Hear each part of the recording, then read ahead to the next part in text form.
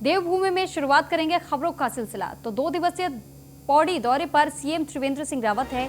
पौड़ी को कई योजनाओं की सौगात देंगे सीएम त्रिवेंद्र रावत।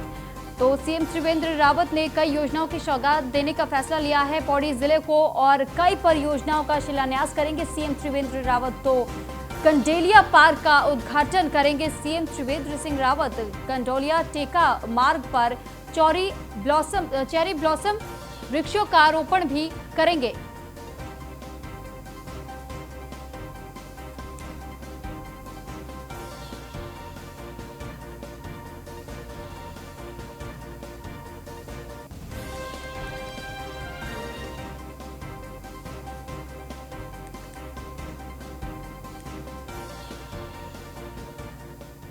तो अब आपको ग्राफिक्स के जरिए समझाने की कोशिश करते हैं कि सीएम त्रिवेंद्र का मिनट टू मिनट कार्यक्रम क्या कुछ रहने वाला है। तो शाम 5:30 बजे पौड़ी के कंडोलिया मंदिर में पूजा अर्चना करेंगे सीएम त्रिवेंद्र सिंह रावत। शाम 6 बजे मुख्यमंत्री कंडोलिया थीम पार्क का लोकार्पण करेंगे और शाम 7 बजे जनता से संवाद करेंगे सीएम त्रिवेंद्र सिंह रावत। तो आज रात में मुख्यमंत्री सर्किट हाउस में विश्राम करेंगे और 29 जनवरी को सुबह 9:30 बजे बीजेपी पदाधिकारियों के साथ मुलाकात करेंगे। तो वहीं 11 बजे मुख्यमंत्री विकास भवन में विभिन्न योजनाओं की समीक्षा बैठक भी करेंगे। 12:15 पर देहरादून के लिए रांसी हेलीपैड रवाना होंगे। तो ये पूरा मिनट टू मिनट कार्यक्रम सीएम त्रिवेंद्र सिंह रावत का रहने वाला है। पौड़ी जिले में वो पहले एक कंडोलिया थीम पार्क का उद्घाटन करेंगे, लोकार्पण करने के लिए यहाँ पहुंचेंगे और उसके बाद शाम 7 बजे जनता से संवाद करेंगे और आज रात्रि में मुख्यमंत्री सर्किट हाउस में ही रात्रि विश्राम करेंगे सीएम त्रिवेंद्र सिंह रावत। वहीं 29 जनवरी को सुबह 9:30 बजे बीजेपी पदाधिकारियों के साथ मुलाकात करेंगे। 11 बजे मुख्यमंत्री विकास भवन में विभिन्न योजनाओं की समीक्षा बैठक भी करेंगे। तो इस पर अधिक जानकारी के लिए संवाददाता मुकेश बजहती हमारे साथ फोन लाइन पर जुड़ चुके हैं। मुकेश, आपसे जानकारी चाहेंगे सीएम त्रिवेंद्र सिंह रावत का मिनट टू मिनट अपडेट, और वो पूरा कार्यक्रम भी हमने बताया अपने दर्शकों को, लेकिन जो बैठक बुलाई जानी है, इन बैठकों में किन मुद्दों को लेकर के चर्चा की जा सकती है? जी बिल्कुल, बताना चाहूंगा कि जो विकास के संबंध में जो जिले की योजनाएं हैं उनकी बैठक आज माफी चाहता हूँ कल मुख्यमंत्री लेने वाले हैं, समीक्षा बैठक लेने वाले हैं मुख्यमंत्री। जो भी विकास कार्य जिले में किए जा रहे हैं उनमें बजट पहले ही रिलीज कर दिया गया है और जिनकी समीक्षा बैठक मुख्यमंत्री द्वारा ली जाएगी। जी, और अगर बात की जाए इस पार्क की, तो ये इस पार्क में क्या कुछ नया देखने को लोगों को मिलेगा जिसका लोकार्पण करने के लिए सीएम त्रिवेंद्र सिंह रावत पहुंच रहे हैं? जी बिल्कुल, पहले मैं अपने दर्शकों को बताना चाहूंगा कि ये हमारे राज्य का पहला ऐसा थीम पार्क है जो आधुनिक सुविधाओं से लैस रहेगा। इसमें थिएटर और रेस्टोरेंट और आधुनिक सुविधाओं से लैस ही पार्क है, जो जिले का पूरे प्रदेश का एक मात्र ऐसा पार्क है जिसका लोकार्पण मुख्यमंत्री आज करने वाले हैं, जिसकी सारी तैयारियां जिला प्रशासन ने पूरी कर ली है। इसके साथ ही यहाँ पर बच्चों के खेलने के लिए और बुजुर्गों के लिए भी इस पार्क में कुछ न कुछ रखा गया है, जिससे ये बिल्कुल अलग पार्क है। तो क्या इस पार्क में प्रवेश करने के लिए किसी तरीके की टिकट की सुविधा भी रखी जा रही है या फिर ये सबके लिए फ्री रहेगी ये सेवा? जी बिल्कुल, अभी तक जो बात सामने आई है, जिलाधिकारी से हमारी बात हुई थी, उन्होंने कहा था कि अभी कोई शुल्क इसमें निर्धारित नहीं किया गया है, मगर उन्होंने कहा है कि जो मेंटेनेंस को देखते हुए, क्योंकि काफी 2,53,00,000 का बजट से ये पार्क बनकर तैयार हुआ है, तो कुछ न कुछ शुल्क इसमें रखा जाएगा जिससे इसकी मेंटेनेंस समय समय पर की जा सके। चलिए ठीक, बहुत शुक्रिया आपका मुकेश तमाम जानकारी हम तक पहुंचाने के लिए। और कई योजनाओं की सौगात देने के लिए पौड़ी जिले पहुंचने वाले हैं सीएम त्रिवेंद्र सिंह रावत और आज रात्रि वहीं विश्राम भी करेंगे। और ऐसे में जो कई योजनाएं बताई जा रही है, साथ ही कई मुद्दों को लेकर के भी चर्चा होगी, क्योंकि बैठक भी इस दौरान आयोजित की गई है। तो परियोजनाओं का शिलान्यास करेंगे सीएम त्रिवेंद्र सिंह रावत। कंडोलिया पार्क का उद्घाटन करेंगे सीएम त्रिवेंद्र सिंह रावत। 2 दिवसीय पौड़ी दौरे पर सीएम त्रिवेंद्र सिंह रावत बताए जा रहे हैं। पौड़ी को कई योजनाओं की सौगात देंगे सीएम त्रिवेंद्र सिंह रावत।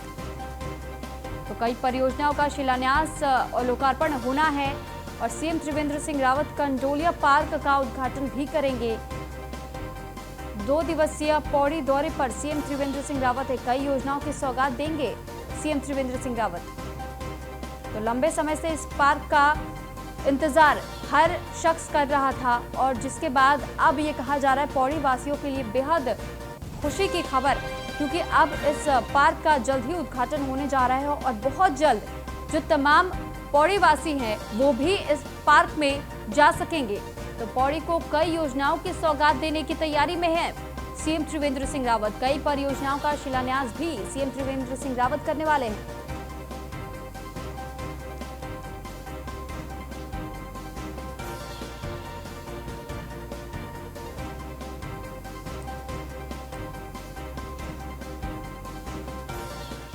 तो वहीं सीएम त्रिवेंद्र सिंह रावत आज अल्मोड़ा दौरे पर पहुंचे, जहां उन्होंने अल्मोड़ा के प्रसिद्ध न्याय के देवता चितई गोलजियो मंदिर पहुंचे और वहां पूजा अर्चना की। इसके बाद वो सर्किट हाउस पहुंचे, जहां उन्होंने बालिका संवाद कार्यक्रम में शिरकत की। इस दौरान उन्होंने स्वरोजगार के क्षेत्र में उत्कृष्ट कार्य करने वाले लोगों को प्रशस्ति पत्र देकर सम्मानित किया।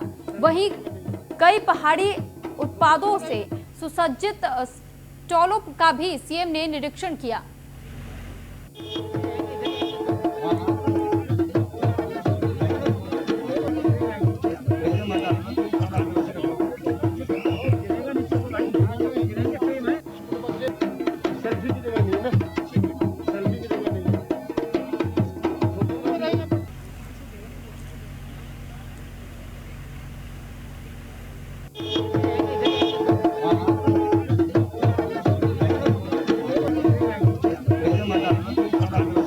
अल्मोड़ा दौरे पर मुख्यमंत्री त्रिवेंद्र सिंह रावत बताए जा रहे हैं। ऐसे में जो स्टॉल्स लगाए गए थे उनका भी निरीक्षण किया है। चितई गोलजियो मंदिर में जाने के बाद उन्होंने पूजा अर्चना भी की है।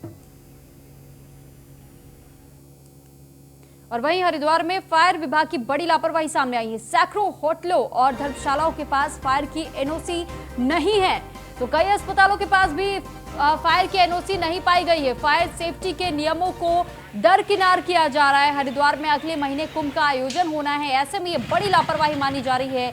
देश विदेश के लाखों श्रद्धालु कुंभ में आते हैं, लेकिन बावजूद इसके फायर विभाग की लापरवाही सामने आई है। क्योंकि जो लापरवाही बताई जा रही है फायर विभाग की तरफ से, तमाम जो एनओसी तमाम दुकानों या अस्पतालों के बाहर जब लगाए जाते हैं, और ऐसे में इनकी व्यवस्था की जानी चाहिए क्योंकि महाकुंभ का आयोजन भी इस बीच होना है। और ऐसे में अगर ये देखा जाए कि किस तरीके की लापरवाही यहाँ पर फायर विभाग की तरफ से की जा रही है, क्योंकि सैकड़ों होटल और धर्मशाला है जहां पर फायर विभाग की तरफ से एनओसी अब तक नहीं जारी की गई है, तो ये बड़ी लापरवाही मानी जा सकती है। क्योंकि महाकुंभ के अवसर पर तमाम श्रद्धालु तमाम राज्यों से आते हैं, और ऐसे में अगर कोई अनहोनी हो जाती है तो इसकी जिम्मेदारी कौन लेगा। और इस वजह से ये बड़ी लापरवाही बताई जा रही है फायर विभाग की तरफ से। हरिद्वार में सैकड़ों होटलों के पास फायर विभाग की तरफ से एनओसी नहीं जारी की गई है। वर्तमान में हमारे यहाँ से जिन्होंने भी अनापत्ति प्रमाण ले रखा है उसमें 19 हॉस्पिटल हैं, जिसमें एक सरकारी हॉस्पिटल है। अन्य को हम चेक कर रहे हैं, उन्हें अग्नि सुरक्षा यंत्रों के लिए सुझाव दे रहे हैं और सुझाव से संबंधित एक नोटिस भी जारी कर रहे हैं जिसमें वो व्यवस्था की जाएगी। अगर जो है संबंधित हॉस्पिटल जो है जो भी हमारे क्षेत्र में चल रहे हैं व्यवस्था कर लेते हैं और कागज़ सही दिखा देते हैं तो उनको अनापत्ति प्रमाण पत्र दे दिया जाएगा। इसमें संबंधित जो भी हमारे सीएमओ हैं और हरिद्वार के सीएमएस हैं उनको मैं आज ही पत्र लिख करके इस विषय के बारे में जानकारी दूंगा और कहूँगा कि उनके जो फायर के इक्विपमेंट्स हैं वो रेडी रहें और किसी भी परिस्थिति के लिए हम लोग बिल्कुल वेल इक्विप्ड रहें। तो क्या चूक थी सर ये अभी तक, क्योंकि जो बता रहे हैं उनमें नहीं है? तो देखिए मैं तो अभी कुंभ मेला में आयोजन देख रहा हूँ तो मैं उसमें टिप्पणी नहीं कर सकता हूँ, लेकिन जैसे हमारे भाई ने ये अवगत कराया है तो निश्चित रूप से एक बहुत ही ध्यान आकर्षक करने वाला हमारा विषय है, क्योंकि इमरजेंसीज में फायर जो इक्विपमेंट्स हैं बहुत काम आते हैं। ना बिल्कुल, जो इश्यू आप अगर जितना बोल रहे हैं वो अगर फैक्ट है तो ये एक गंभीर विषय रहेगा, तो इसको जो है हमें तुरंत संज्ञान लेना होगा। तो जितने भी बड़े बड़े संस्थान हैं, भवनों हैं जहाँ पे फायर सेफ्टी को लेकर के अगर अभी तक पूरा प्रक्रिया फॉलो नहीं हुआ है तो ये तुरंत जो है ये फॉलो करने के लिए निर्देश अभी दिया जाएगा। इसका इन्फोर्समेंट भी जो है कुंभ के पहले कोशिश करेंगे कि समस्त जगह में जो है इसको अनुपालन होने। अग्निशमन विभाग की बहुत लापरवाही हरिद्वार में देखने को मिली है। अगर अग्निशमन विभाग की बात करें तो अग्निशमन विभाग के द्वारा हरिद्वार में अखाड़ों, धर्मशालाओं और हॉस्पिटल और होटल में कहीं बहुत ही कम जगह पर फायर विभाग की एनओसी है। अगर हॉस्पिटलों की बात करें तो मात्र हरिद्वार शहर में 19 हॉस्पिटलों को फायर विभाग की एनओसी दी गई है, जिसमें से एक सरकारी हॉस्पिटल है। कहीं ना कहीं फायर विभाग कहीं की बहुत बड़ी लापरवाही है, क्योंकि हरिद्वार में महाकुंभ का भी आयोजन होने जा रहा है। तो महाकुंभ में लाखों की तादाद में हरिद्वार की तरफ श्रद्धालु पहुंचेंगे और यहाँ पर लाखों की तादाद में आश्रम, होटलों में, अखाड़ों में श्रद्धालु रुकेंगे। कहीं ना कहीं फायर विभाग की बहुत बड़ी एक लापरवाही देखने को मिल रही है। अब देखना यह होगा कि फायर विभाग किस तरह से इन लोगों को फायर एनओसी दिला पाएगा कुंभ से पहले, या इसी तरह से कुंभ का आयोजन किया जाएगा। क्योंकि सुरक्षा की दृष्टि से देखें तो फायर विभाग द्वारा एनओसी तमाम जगह पर मिलनी चाहिए। किसी भी हॉस्पिटल हो या प्राइवेट हॉस्पिटल हो या होटल हो या आश्रम हो, अखाड़े हो या धर्मशाला हो, किसी में भी फायर के एनओसी की मानकों को पूरा नहीं किया गया है। कैमरा पर्सन के साथ सुमित सैनी, न्यूज़ 1 इंडिया, हरिद्वार। तो हरिद्वार में फायर विभाग की तरफ से बड़ी लापरवाही का मामला सामने आया है, क्योंकि एनओसी जो जारी करनी चाहिए फायर विभाग की तरफ से वो नहीं की गई है। फायर सेफ्टी के नियमों को दरकिनार किया जा रहा है फायर विभाग की तरफ से। हरिद्वार में अगले महीने से कुंभ का आयोजन होना है और ऐसे में इसे बेहद बड़ी लापरवाही मानी जा सकती है। देश विदेश से लाखों की संख्या में श्रद्धालु महाकुंभ के अवसर पर आते हैं। महाकुंभ में आस्था की डुबकी लगाने के लिए तमाम जो राज्यों से श्रद्धालु यहां पहुंचते हैं, देश विदेश से यहां पर श्रद्धालु पहुंचते हैं। ऐसे में जो अस्पताल की बात अगर करें और होटल्स की अगर बात कर ले तो ऐसे में बड़ी लापरवाही हो सकती है, क्योंकि अगर फायर विभाग की तरफ से अब तक एनओसी जारी नहीं की गई है तो वाकई ये बेहद चिंता का विषय, क्योंकि सैकड़ों होटलों के पास अब तक एनओसी नहीं है। और इस पर अधिक जानकारी के लिए हमारे साथ सीधे लाइव जुड़ रहे हैं सुमित सैनी। सुमित, आपसे जानकारी चाहेंगे कि आपने तो वहां पर खुद भी जायजा लिया होगा, किस तरीके का मंजर आपको यहां पर देखने को मिला है? क्योंकि अगर एनओसी फायर विभाग की तरफ से जारी नहीं की जा रही है, ये तो बड़ी लापरवाही होने के संकेत है।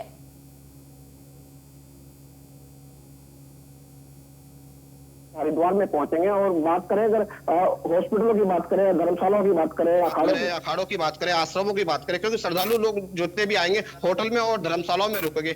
मगर अगर धर्मशालाओं की बात करें तो मात्र हरिद्वार में 2 धर्मशाला है जिनको के पास फायर विभाग की एनओसी है, और अखाड़ों की बात करें किसी अखाड़े के पास फायर की एनओसी नहीं है। और होटलों की बात करें तो होटलों में मात्र 68 होटल है जिनके पास एनओसी है, जबकि होटलों की तादाद हजारों में है यहाँ पर हरिद्वार के अंदर। आश्रमों की तादाद भी यहाँ पर हजारों में है, क्योंकि धर्मनगरी हरिद्वार धर्मनगरी है, तो धर्मनगरी में आश्रमों की संख्या भी काफी मात्रा में है।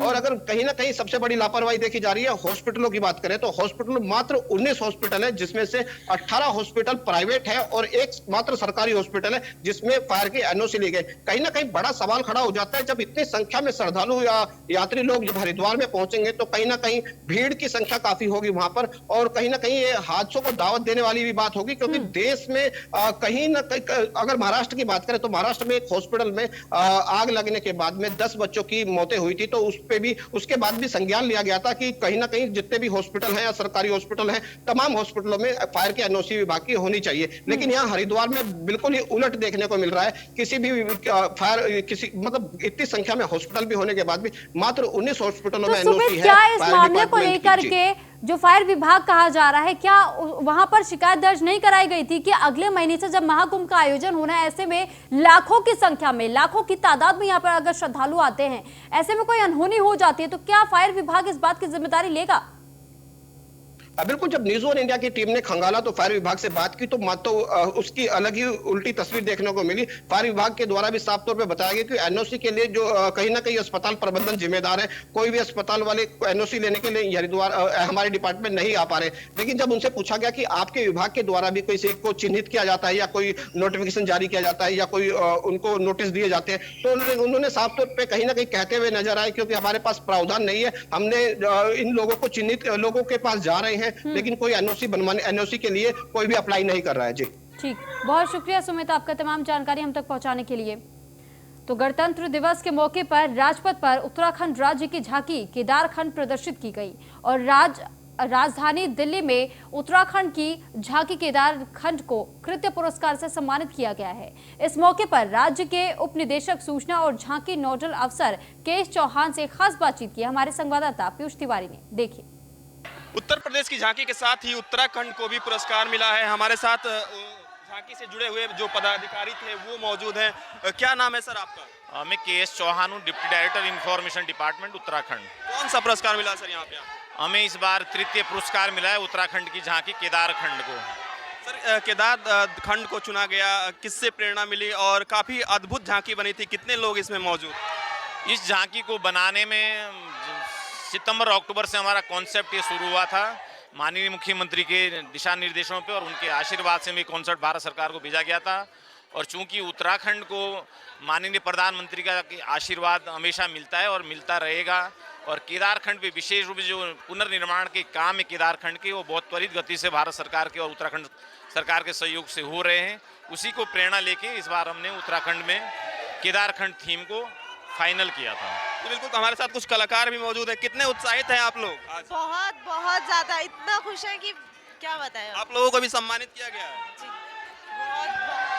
बिल्कुल हमें भी सम्मानित किया गया है सर। बिल्कुल, तो ये थी उत्तराखंड के झांकी से जुड़े हुए लोग जिनका कहना है कि हमें भी सम्मानित किया गया है और कहीं ना कहीं उत्तराखंड की जो धरोहर है, जो संस्कृति है, वो केदारखंड झांकी के माध्यम से दिखाने की कोशिश की गई थी 26 जनवरी के परेड के दिन। न्यूज़ 1 इंडिया के लिए पीयूष तिवारी, नई दिल्ली। खबर देहरादून से, जहां पर किसानों के मुद्दे पर बीजेपी ने कांग्रेस को घेरा है। युवा कांग्रेस के ट्वीट को बीजेपी ने आड़े हाथों लिया। कांग्रेस के प्रदेश उपाध्यक्ष सूर्यकांत धस्माना ने सफाई दी है, कांग्रेस ने नहीं ट्वीट किया, इसकी जांच की जाएगी। धस्माना का ऐसा कहना है। युवा कांग्रेस ने ट्विटर हैंडल से विवादास्पद ट्वीट हटा लिया है। बता दें कि युवा कांग्रेस के ट्विटर में किसानों ने लाल किले को फतेह किया, इनकलाब जिंदाबाद लिखा गया था और इस ट्वीट को अब हटा लिया गया है। तो सबसे पहले कांग्रेस के तरफ से एक ट्वीट किया गया था उनके ट्विटर हैंडल के माध्यम से और उसमें लिखा गया था किसानों ने लाल किले को फतेह किया, इनकलाब जिंदाबाद। तो ये ट्वीट लिखा गया था और इस ट्वीट को अब हटा लिया गया है, तो जिसको बीजेपी ने घेरने का काम किया है और अब युवा कांग्रेस की तरफ से जो ट्वीट किया गया था विवादास्पद ट्वीट हटा लिया गया है और इसी मुद्दे को लेकर के बीजेपी ने कांग्रेस को घेरा है।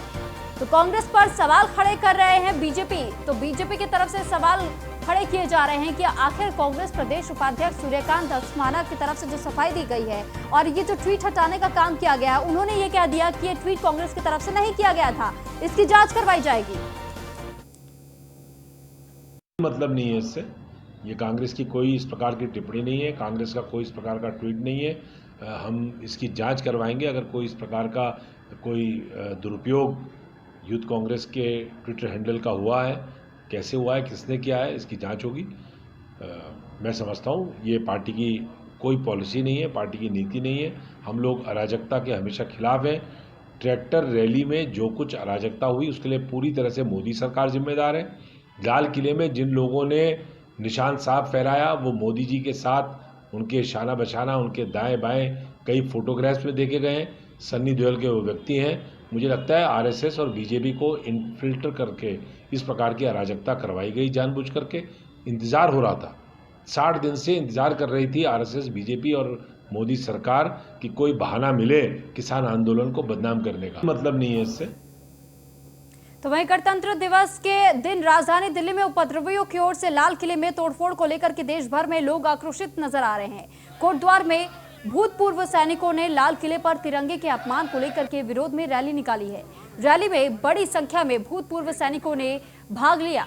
भूतपूर्व सैनिकों का कहना है कि 26 जनवरी भारत के लोकतंत्र का महापर्व है। उस दिन भारत की प्रभुसत्ता की निशानी लाल किले पर तिरंगे के अपमान ने पूरे देश को शर्मसार किया है। जिन लोगों ने ये कृत्य किया है उन सभी के खिलाफ देशद्रोही की धाराओं में मुकदमा दर्ज कर सख्त कार्रवाई की जानी चाहिए।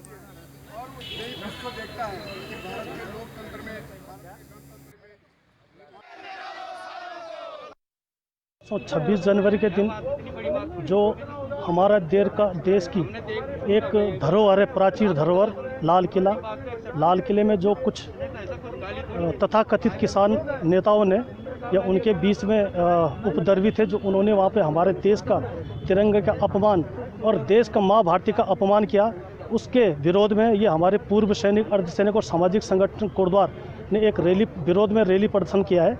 उसके उपलक्ष्य में हम यहाँ पे आए हैं।